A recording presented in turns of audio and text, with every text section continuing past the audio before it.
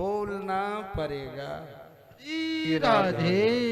चलते हैं फिलहाल चौथे स्कंद की ओर। चौथे स्कंद में महाराज ने हाथ जोड़े भये श्री सुखदेव जी को पूछा और श्री सुखदेव जी ने कहा,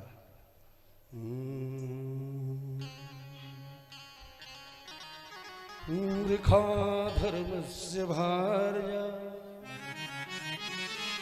श्रीदम्भं मायां च शत्रुहं अशोतमेतनं तत् निर्जति गृहे प्रजा निर्जते तो गृह प्रजा पुण्य पदं ददभारया सुनिति नतः वधू अस्य वीरा धर्मात्मन्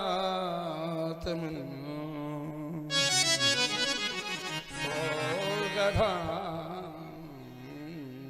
क्वचिद्। हे राजन जरा ध्यान लगाना। आपने अभी कपिल भगवान के संबंध में सुना। 3 पुत्र उत्तानपाद पे चलते हैं क्योंकि प्रियव्रत और उत्तानपाद। वैसे नियमतः बड़े पुत्र की कथा पहले होने चाहिए, ठीक ना? छोटे पुत्र की बाद में। बड़े पुत्र कौन है? प्रियव्रत है। और छोटे पुत्र कौन है? उत्तानपाद। समझ सकते हैं आप? यहाँ भी भाव है। मैं बार बार कहता हूँ कथा सुने आप और कथा के पात्र को अपने जीवन में उतारे, उसके भाव को ग्रहण करें। ये दर्शाता है आपको सब्जी लानी है, सब्जी लानी, भोजन करनी है, मार्केट जाना है, सिनेमा जाना है, सर्कस जाना है, जरूरी है। लेकिन कथा में आना है, ये सबसे बहुत बड़ी बात है। कैसे? तो ये बड़ी चीज है कि प्रियव्रत बड़ा पुत्र के नाते उसकी कथा छोटा तो है। जिस तरह मैं मानता हूं कि मैं कुछ ज्ञान आप लोगों को नहीं दे रहा हूं, ये भी सत्य है कि मैं तो नराधम हूं, मैं कुछ जानता हूं नहीं, मानता भी नहीं हूं। थोड़ा कुछ कृपा है गोविंद की, तो बिल्कुल सत्य है 100%। जैसे उत्तानपाद तो सब्जी लाने भी आवश्यक है। जहां जाते हैं मार्केट भी जाओ, घूमो फिरो, मौज उड़ाओ, लेकिन वहां पहले जाओ जहां गोविंद की कथा है। बोलना पड़ेगा। राधे। जहां गोविंद की कथा है और वहां अगर आप पहले चले जाते हैं, और ऐसा यहां भी है। आज उत्तानपाद की पत्नी सुनीति,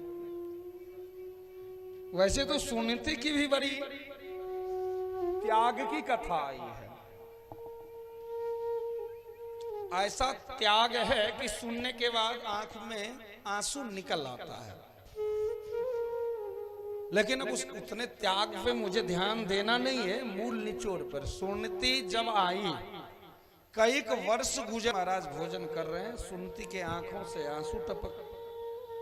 महाराज ने पूछा कि क्यों रो रही हो? और आज सुनीति ने कहा कि हे राजन, आप दूसरा विवाह कर लो। एक पत्नी अपने पति से कह रही है कि हे पतिदेव, आप दूसरा विवाह कर ले। समझ सकते हैं? महाराज भी फपक पड़े और कहे कि हे प्रिय, विवाह करने की बात तो दूर है, मैं तेरे सिवा किसी के संबंध में सोच भी नहीं सकता।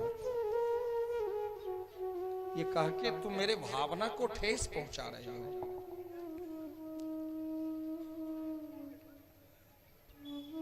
आप अगर मुझसे प्रेम करते हैं तो विवाह करना ही होगा, क्योंकि विवाह करने का मूलभूत उद्देश्य है वंश चलाना। आपके सोचने से कुछ नहीं सोचते। गोविंद का दर्शन मिलेगा अभी कुछ ही क्षणों में आप लोगों को, लेकिन उससे पहले कुछ चलते हैं ज्ञान की ओर। आपके सोचने से कुछ होने को नहीं है, होने को वही है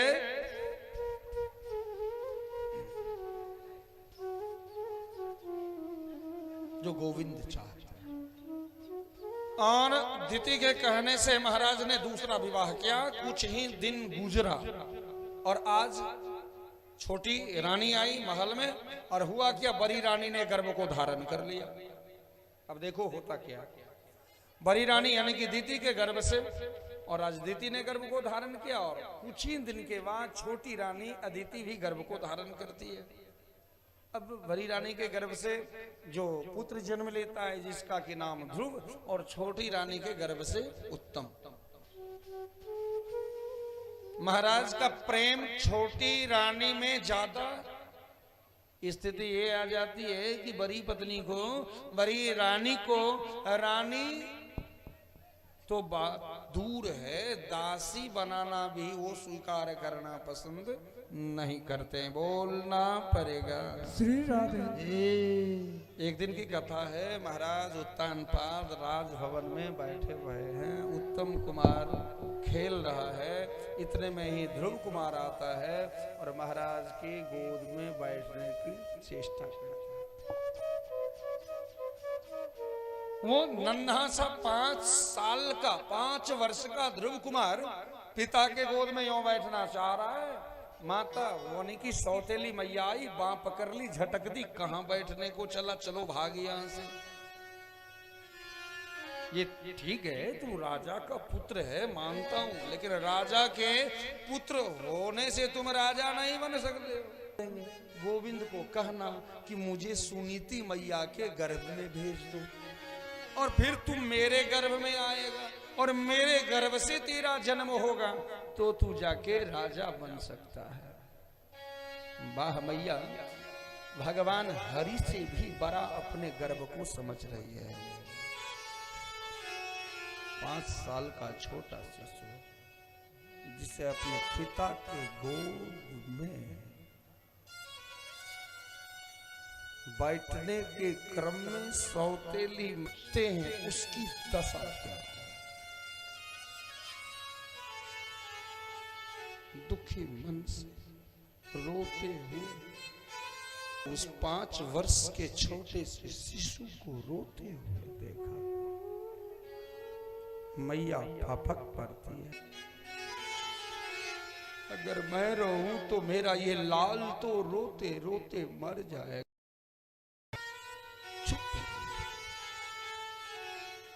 बिल्कुल ठीक कहा तेरी माँ ने कि तू मेरे गर्भ से तेरा जन्म नहीं हुआ, मैं अभागी हूं। ये सत्य है कि तेरे पिता पत्नी है, पिता के गोद में। 5 वर्ष का वो बालक ने कहा कि माँ मैया, तुम पूछती हो कि मैं क्यों चाहता हूं। अगर पूछा जाए कि पुत्र सब अपने पिता के गोद में होता है, पूछा जाए कि सबसे प्यारी निद्रा कहाँ आती है, तो एक जीव को माँ के आंचल में सबसे प्यारी निद्रा आती है। ना तो वहां ठंड लग सकती है, ना तो गर्म लग सकती है। माँ के आंचल में जाओ, बड़ी मीठी मीठी निद्रा आती है। चुप हो जा। पिता के गोद में बैठे तो क्या बैठे, परम पिता के गोद में बैठो, ऐसा कामना करो। कहाँ मिलेंगे मैया, जंगल में मिलेंगे। और आज छोटा सा 5 साल का बाहरे मैया सुनती, तेरा त्याग क्या है। आज 5 वर्ष के उस नन्हे से बच्चे को जंगल भेज दी परम पिता के गोद में। नन्हा सा शिशु वन को निकलता है, ध्रुव कुमार प्रवेश कर रहे हैं, बोलना पड़ेगा। ध्रुव कुमार के लिए जोरदार ताली हो जाए, एक बार और जोरदार ताली हो जाए। नारद जी भी पधारने वाले हैं, नारद जी भी पधारने ही वाले हैं। ध्रुव कुमार उस विशाल जंगल को गए। चलिए जोरदार ताली नारद जी के लिए। नारद जी हाथों में करताल लिए हुए करताल को बजाते भये और प्रेम से पहुंच जाते हैं। बेटा कहाँ जा रहे हो, क्यों जा रहे हो? तो प्रभु के खोज में। अरे छोटे से बच्चे हो, राजकुमार हो, ये इतने बड़े सुनसान जंगल में कहाँ चले? अरे खेलने की उम्र है, चले जाओ राजभवन। मैं ये झूठी बातों में, अरे भगवान को खोजने के लिए प्राणायाम करना पड़ता है, ये करना पड़ता है, वो करना पड़ता है। कहाँ से होगा तुमसे? मैं कुछ नहीं जानता, छोटा सरल उपाय बतलाओ जिससे कि मैं गोविंद को प्राप्त कर लूं। छोटा सा सरल उपाय, छोटा सा सरल उपाय बतला। तो आज उपाय बतला दे। क्या तुमने दीक्षा लिया? इसमें कितने व्यक्ति हैं जिसने दीक्षा लिया गुरुजी से? हाथ उठाओ तो। हाँ, और दोनों उठाने का मतलब है पति पत्नी ने लिया हो। एक हाथ उठाने का मतलब है स्वयं हम। हाँ, ले लिए हैं, ले लिए हैं। चलिए, आप लोग नहीं लिए क्या? और हमारे इस कथा के अध्यक्ष साहब जो है बाले बाबू, दीक्षा लिए हैं? लिए हैं? नहीं लिए? नहीं तो गलत है। देखो गुरु में क्या है, तो गुरु जीवन में सदगुरु यानी कि गुरु जीवन में हजारों हो सकते हैं गुरुओं के संबंध में। वैसे गुरु का अर्थ होता है गुरु, गु यानी कि अंधकार और रू यानी कि प्रकाश। जो अंधकार से प्रकाश की ओर ले जाए वही गुरु होते हैं। गुरु जीवन में बहुत होते हैं लेकिन सदगुरु जीवन में एक ही होते हैं। तो आज कहा कि तूने दीक्षा क्या होता है?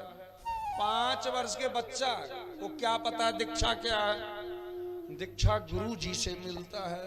अरे गुरु जी कैसे होते हैं? अरे जो गुरु जी जहां मिल जाए दीक्षा ले लेना। यानी कि गोविंद को मिलने के लिए गुरु से मिलना होगा। 5 वर्ष के बालक ने सोचा और सोच के कहा कि हे नारद जी, सबसे पहले तो आप नारद नहीं हो सकते। अरे नारद क्यों नहीं? मेरे हाथ में वीणा है, करताल है, मैं नारद क्यों नहीं? बिल्कुल नहीं हो सकते। अरे मैं नारद हूं, मैं कह रहा हूं बिल्कुल नहीं हो सकते। क्यों? मेरी माँ कहती है कि नारद को जिसने दर्शन कर लिया, नारद ने जिसको दर्शन दिया, नारायण भी उसे दर्शन दे देते हैं। पूरे भागवत में एक भी ऐसा पात्र नहीं है भागवत भगवान में जिसे नारायण ने दर्शन दिया हो बेगर नारद के दर्शन को। नहीं।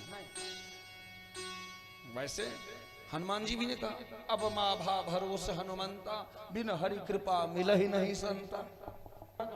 नारद का दर्शन हुआ तो नारायण का दर्शन क्यों नहीं भया? गुरु दीक्षा।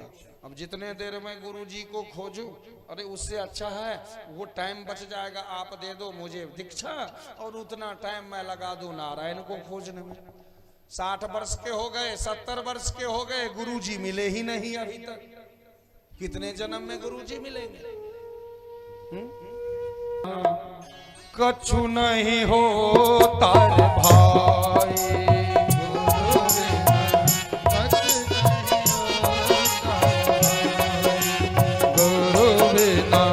कछु नहीं हो कर भाई, फल नहीं मिलता शुभ कर्मों के, फल नहीं मिलता शुभ कर्मों, अपना हो या परा।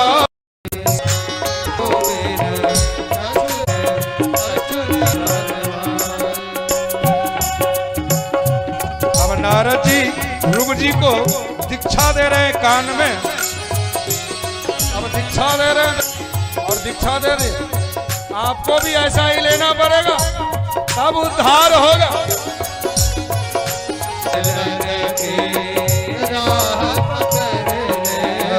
गुरु शरण की राह पकड़ ले, गुरु करने की राह पकड़ ले, और मन को शुद्ध तो कर ले, और मन को शुद्ध तो कर ले। क्यों व्यर्था प्राण गवाए, क्यों व्यर्था प्राण गवाए, कछु नहीं होता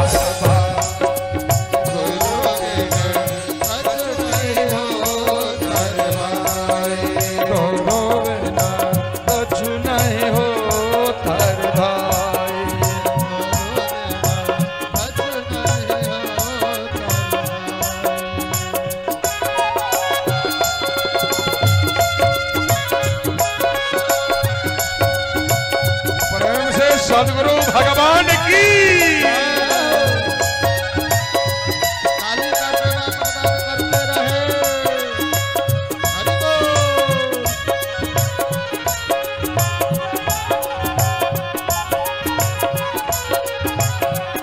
ओ शास्त्री बोले क्या जन्म हुआ तेरा, शास्त्री बोले क्या जन्म हुआ तेरा, सोचो क्या तुम बाहर आया, सोचो क्या तुम बाहर आया, सोचो क्या तुम बाहर आया, सोचो क्या तुम बाहर आया, गर्भ ने प्राण गवाई, क्या गर्भ ने प्राण गवाई, गुरु बिना कछु नहीं होता भाई,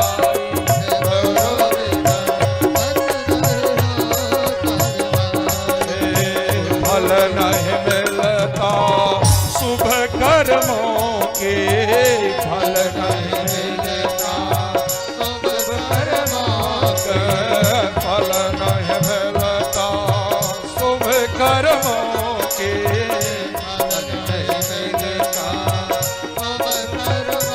चाहे अपना हो या पराई, गुरु बिना कछु नहीं होता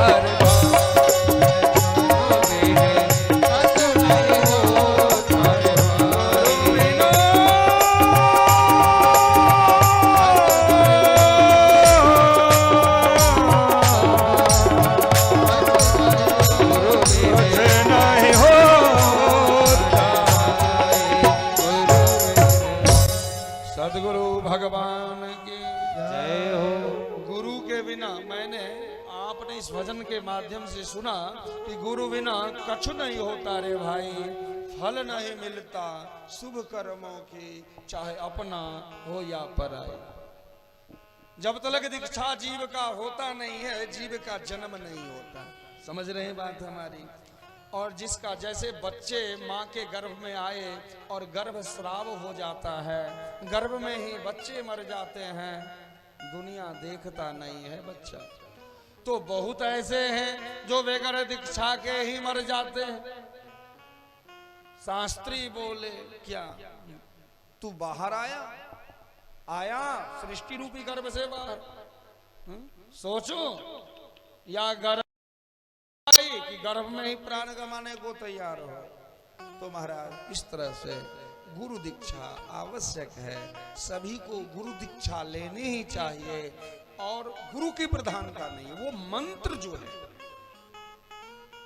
उस मंत्र, वही मंत्र आपको सब कुछ देता है। उसी मंत्र के प्रभाव से आपको सब कुछ। नारद ने दीक्षा दिया और कहा कि बेटा चला जा। कहा देखो 5 वर्ष का ध्रुव है, आप हो 65 वर्ष का। बच्चे को लाओ कथा पंडाल तक, उंगली पकड़ के लाओ, उसे बैठाओ, समझाओ, कथा सुनाओ। कथा पंडाल में गोविंद के लिए नाचे वो, और नहीं तो यार के बारात में दारू पी के डीजे के आगे में नाचेगा। आज मेरे यार की शादी है, कोई मना नहीं कर सकता उसे। अपने बच्चे को चरणामृत पिलाओ भगवान गोविंद की। अगर नहीं पिलाओगे तो तेरा बेटा कल मदिरा पिएगा। ये मैं नहीं कह रहा हूं, ये भागवत भगवान का कहना है, बोलना पड़ेगा। मदिरा मुक्त समाज हो, संकल्प करो। मांस मुक्त समाज हो, व्यभिचार मुक्त समाज हो, उससे मदिरा मुक्त राष्ट्र की स्थापना होगी, संस्थापना होगी, जिससे लोग विवेकवान होंगे, सुखी होंगे, समृद्धशाली होंगे, तो सबका कल्याण होगा। राधे राधे बोलना पड़ेगा। श्री राधे। बेटा चला जा कहा? तो मथुरा, जमुना के तट में मधु बन जाओ वहां पर में, और जाकर के जमुना में स्नान करना, प्राणायाम करना। 3 प्रकार की प्राणायाम है ना। देखो, साधना का 4 सूत्र है। साधना का 4 सूत्र है। कैसे पता चलेगा ये साधक है कि नहीं? परीक्षा है उसका। क्या है? जिताशन, जित श्वासो, जित संगः, जितेंद्रिय। 4 सूत्र है। साधक जो हो उसे सबसे पहले अपने आसन पे कमांड होना चाहिए। 8 घंटा बैठनी है, रीढ़ की हड्डी सीधी हो और एकदम दनादन बैठे हो। अब 2 घंटे में इधर से उधर, उधर से उधर, ऐसे से ऐसे आसन पे आसन चेंज करते हो, कैसे साधना करोगे आप? जितासन पहला सूत्र है साधना का। दूसरा है जित श्वास, प्राणायाम के द्वारा अपने श्वास को नियंत्रित करें आप। तीसरा सूत्र है जित संगः, अधर्मी का त्याग करें, धर्मावलंबी समाज के उत्थान करने वाले का साथ दें आप। जित संगः, अपने संग को सुधारें आप। अगर संग नहीं सुधरा तो आप नहीं सुधरे। समझ रहे हैं बात हमारी? तो सबसे पहले संग को सुधारें। जिताशन, जित श्वासो, जित संगः, और लास्ट आया चौथा सूत्र जितेंद्रिय। जितेंद्रिय, अपने इंद्रिय को कैसे कमांड? रसगुल्ला खानी है, नहीं चलो नमक मिला, काम चला लिया। अच्छा वस्त्र चाहिए, जो मिला काम चला लिए।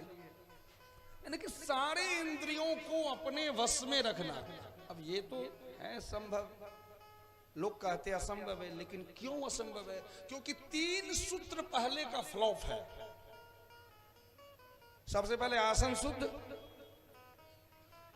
फिर श्वास पे नियंत्रण, फिर संग पे जीत, और ऐसा 3 अगर आप कर लेते हैं तो नियंत्रण हो जाएगा स्वतः आपकी इंद्रियां। और जब इंद्रियां नियंत्रित हो जाएंगे तो आप साधक बन जाएंगे, जैसे ध्रुव जी बन गए। बोलना पड़ेगा।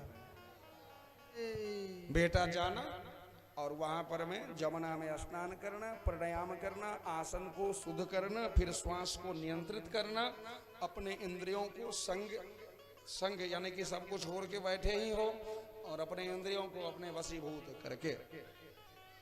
सबसे पहले फल खाना है तुझे। फल आज फल खाना है तो फिर तीसरे दिन खाना है, एक ही बार, ध्यान देना। फिर अब तीसरे दिन क्या करना है? फल खाना है। फिर 3 दिन के बाद सूखी पत्तियां, पेड़ की पत्तियां खाना है। तो आज सूखी पत्तियां खाना है, तो फिर 6 दिन के बाद सूखी पत्तियां खाना है। फिर 6 दिन क्रॉस करने के बाद फिर 9वां दिन क्या करना है? तो श्वास पीना है, श्वास एक ही बार, दिन में एक बार, 9वां दिन। और फिर 9 दिन के अंतराल पर ये 3 बार करना है, और चौथे बार प्राप्त हो तो श्वास को भी जित श्वास, अपने श्वास को नियंत्रित करके अपने श्वास को जीत लेना है। और ऐसा ही किया। आज लग गए आसन में और लग गए, और उस नाम का जाप जिस नारद ने प्रभु का वो नाम द्वादशाक्षर दिया। चलते हैं ध्रुव के ही तरह अपने आसन को जीतते भय, अपने संग को जीतते भय, अपने श्वास को जीतते भय, अपने इंद्रियों को जीतते भय, उस नाम के शरण में। ओम नमो भगवते वासुदेवाय भगवते वासुदेवाय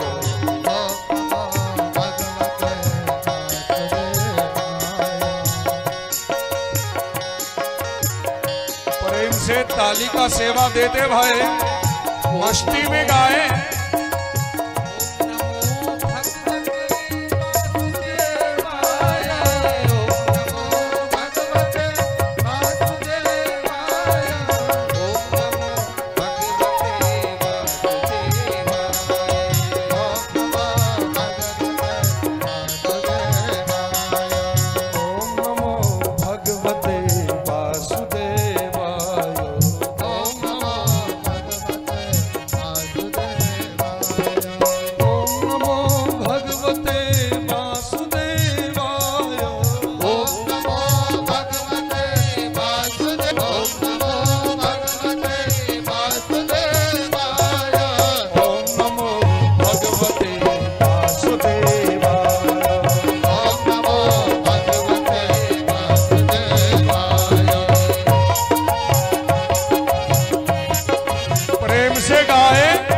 साथ नहीं जाएगा।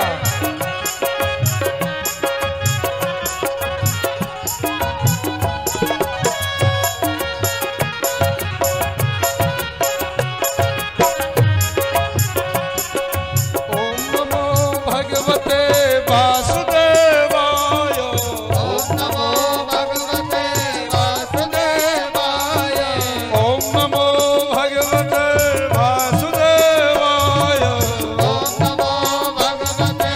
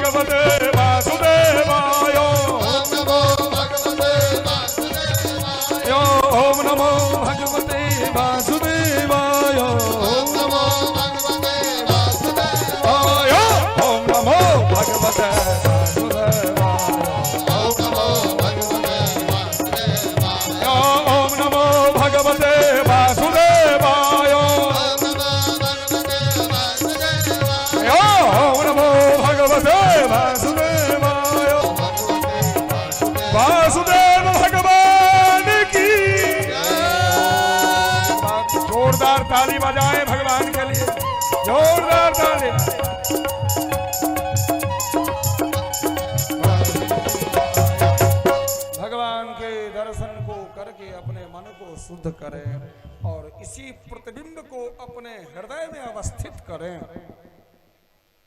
सोते रहें, उठते रहें, जागते रहें, खाते रहें, दौड़ते रहें, लेकिन ऐसा प्रतिबिंब अगर आपके हृदय में हमेशा आता है तो समझ लें कि आपका कल्याण निश्चित ही होने वाला है।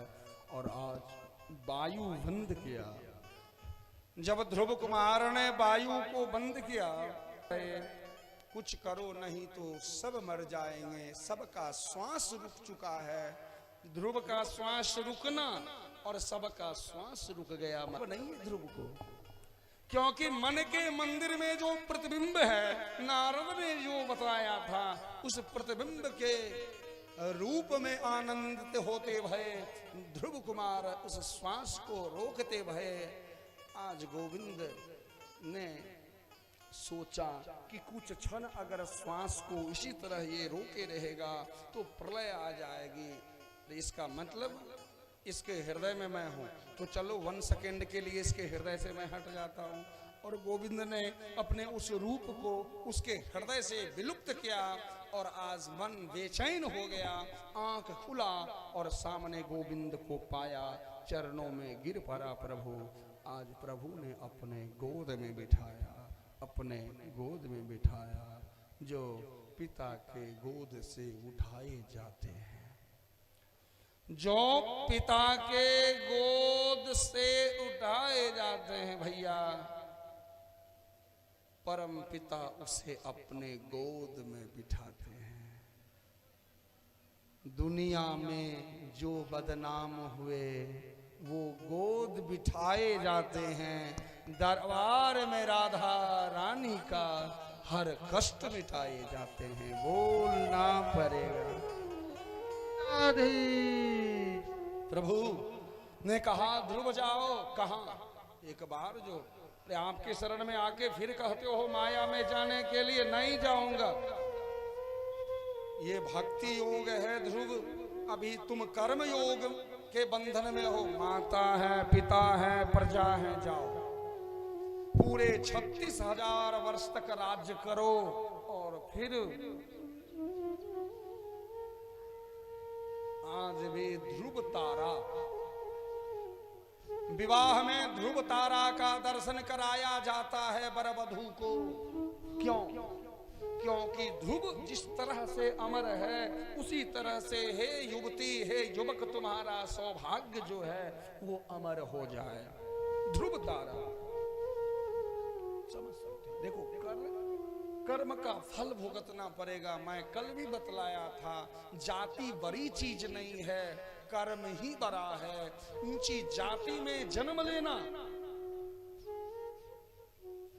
अगर ऐसा नहीं है तो ब्राह्मण जो हैं वो भी दुराचारी अगर हैं तो उसके दर्शन से दोष लगता है, पाप लगता है।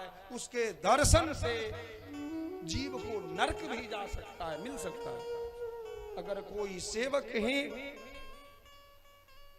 कोई सेवक जिसे आप शूद्र कहते हैं ना, अगर वो अच्छा कर्म कर रहा है तो उसके दर्शन से भी पुण्य की प्राप्ति होती है। सबसे बड़ा धर्म है संसार में मानव धर्म। तो आप मानव हैं तो मानव का क्या धर्म है, किसके साथ कैसा रहें, कैसा विचार करें, कैसा वार्तालाप करें, इससे आपको समझना चाहिए। और अगर ऐसा आप नहीं समझते हैं तो समस्या है, तो बिल्कुल समस्या है। वैसे कथा का समय 3 से 7 है। मैं आज 4 बजने में 5 मिनट विलंब था तो बैठा, 8 बजने को है। तो अगर आप लोगों की विचार बने कि कथा के समय को आगे बढ़ाया जाए, अर्थात 4 नहीं 5, 10 बजे तक हो तो भी कोई टेंशन नहीं है। किसी का कहना हुआ कि महाराज जी कथा टाइम से ही हो 3 से 7, क्योंकि माताएं जाती है तो भोजन पकाती है, भोजन पकाती पकाती मर जाओगी। एक दिन रोटी अगर मोटा हो गया तो खैर नहीं, ठीक ना हो जाएगा, बोलना पड़ेगा। राधे। इस तरह से आप लोगों ने गोविंद का वर को पाके घर आते हैं। किसे देखिए, बाबा ने कहा कि निंदक नियरे राखिए। नियर मीन्स नजदीक होता है, और बाबा के मानस में हिंदी हो, फारसी हो, उर्दू हो, बंगला हो, अब ये सफलता का एक बहुत बड़ा सूत्र है कि आपका निंदक हो, आपका विरोधी हो। अगर विरोधी ना हो किसी कार्य में तो आप सफल नहीं हो सकते हैं। अगर आपका विरोधी है, ज्यादा विरोध कर रहा है, आप समझ लें कि अपने लक्ष्य में आप सफल कर रहे हैं। विरोधी समझता है कि मैं विरोध कर रहा हूं, लेकिन वास्तविकता है कि विरोधी भी आपका ही काम कर रहा है। इसलिए विरोधी को प्रणाम करें, विरोधी को सम्मान करें, विरोधी को अच्छा आसन दे बैठने के लिए, क्योंकि उसी के बदौलत आप सफल हो रहे हैं। जोर से बोलना पड़ेगा। श्री राधे। देखिए, सामान्य मनुष्य और संत में क्या डिफरेंस है? सामान्य मनुष्य को एक चाटा लगाया किसी ने, गोविंद के सामने गया, गोविंद के सामने गया, गोविंद उसे छोड़ना मत, उसका खैर मत करना। उसके संत को एक चाटा लगाए, कोई गोविंद के पास जाएगा, गोविंद को बोलेगा गोविंद जी बड़ी कृपा है आपकी, उसने एक चाटा लगाया, उसका कल्याण कर देना। अब देखो, ये आपके हाथ में नहीं है कि कल्याण होगा या उसका अकल्याण होगा, ये उसके हाथ में है, क्योंकि कर्म उसने किया है और कर्म प्रधान विश्व करी रखा।